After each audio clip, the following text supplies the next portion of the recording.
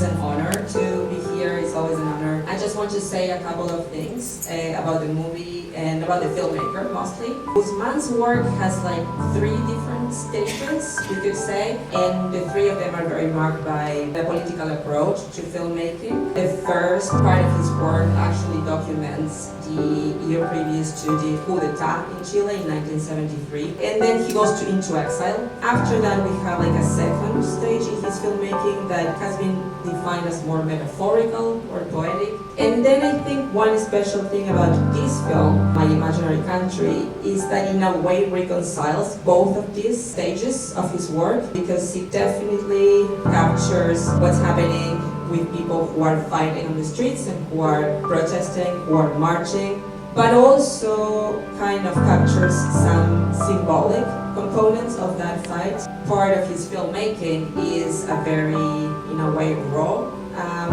and also has been called like an archaeology of the present. He is there on the streets with people, interviewing people who are actually trying to fight. I think that is a very interesting approach, that his focus is always on the people and how people are fighting and how people are demonstrating, and also what people are thinking.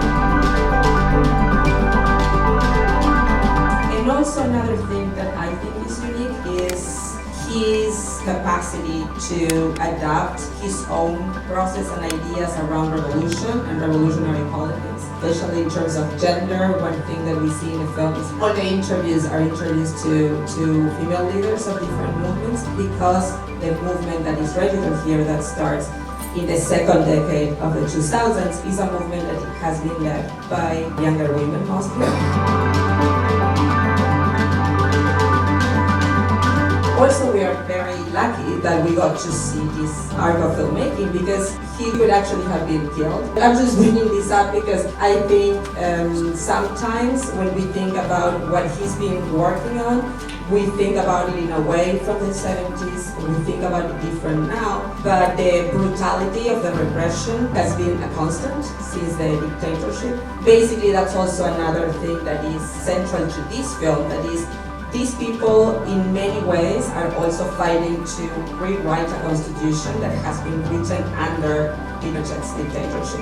Through a very radically democratic process, the ultimate goal was to transform deeply the idea of democracy and transition, democratic transition, in a country that never fully saw it.